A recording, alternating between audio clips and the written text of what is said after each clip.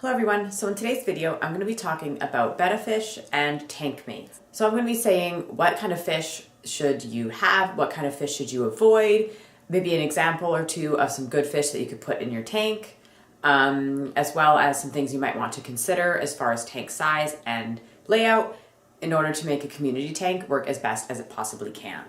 So with that being said, let's get started.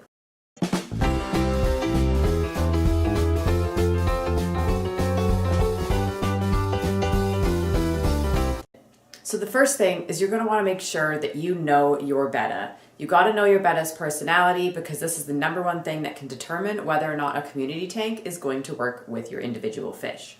Is your fish very aggressive? Is he territorial? Or is he more mellow and just likes to swim around? He doesn't flare at the glass, anything like that. If your betta is very mellow, you have a much higher success rate when it comes to community tanks than if you have a very aggressive betta. Very aggressive bettas may not like sharing a tank. So the number one thing is before you take on this task, you want to make sure that you know your betta could be capable of sharing his tank or hers. You're going to want to make sure that your fish, of course, is the same kind of fish as your betta. And I don't mean necessarily species.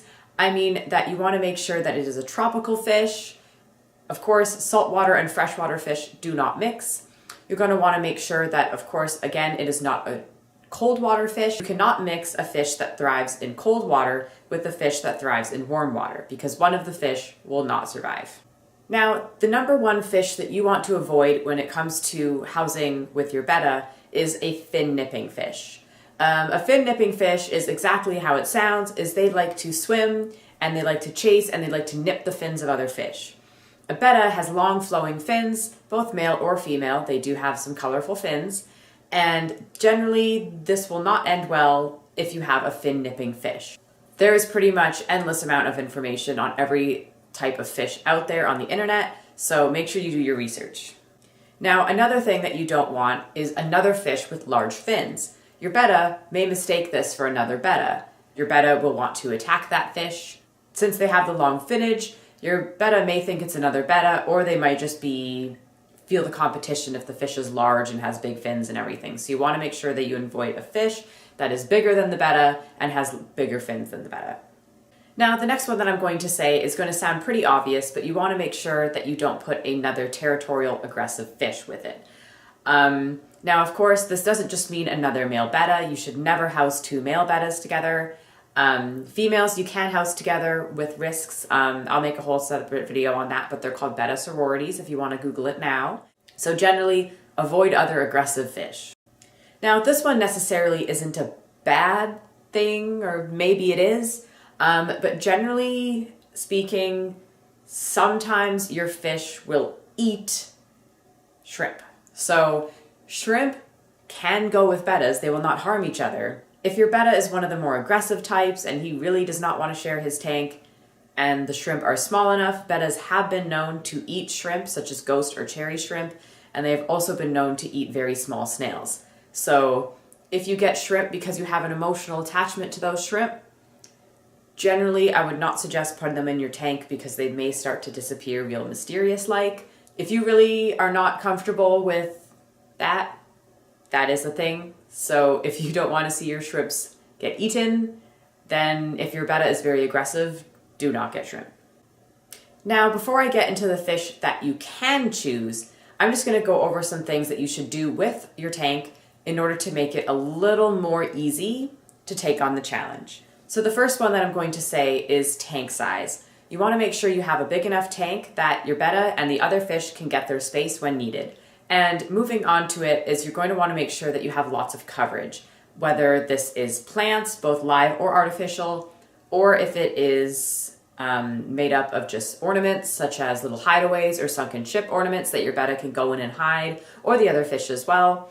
That is a very important thing. You want to make sure that, once again, the betta has a spot to get away, and that way if he starts to get a little stressed out with the other fish, he can retreat instead of going and attacking them. So now that that's out of the way, I'm going to finally get to the fish that you can put with your betta. So the first thing is basically any small fish that is smaller than your betta is generally safe. This can be tetras, rasboras, as well as any other fish that are around that size.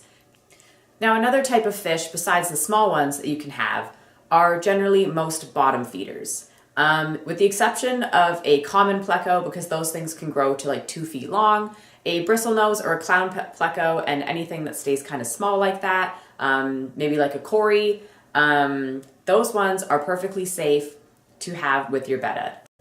Now, another thing that is not entirely a fish that you can put with your betta, which once again will not disturb it, they're peaceful and they stay out of their way, is African dwarf frogs. I personally was not able to keep those alive. You could personally put African dwarf frogs with your betta if you know how to care for African dwarf frogs. Now, the few things I'm just going to kind of wrap up is that the biggest thing is you want to have a non-aggressive, non-territorial, non-fin nipping, super finny fish.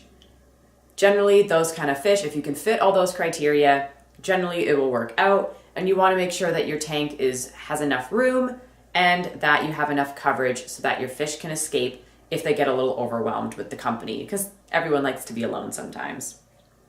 So I hope this information on everything to watch out for, things to avoid, and things that are generally safe to go are very helpful when it comes for helping you decide whether or not you want to do a community tank. Maybe this turns you off. Maybe it's just giving you a few things to keep in mind and you've already decided to go ahead with it. No matter which choice you make, these can work beautifully, and a community tank is a beautiful thing to look at. I personally used to love mine, but I just couldn't take on all of it. But it is a wonderful thing if you can get it to work and it works perfectly for you, which a lot of people do have luck. If you have any more tips and tricks on how to make a community tank with a betta work, maybe you have a couple other fish suggestions, then leave that in a comment down below so that other fish keepers can see them. If you like this video, make sure you give it a thumbs up. If you want to see more videos like this, then make sure you subscribe and hit the notification bell so you get notified when I upload. Thank you so much for watching, and I hope to see you again. Bye!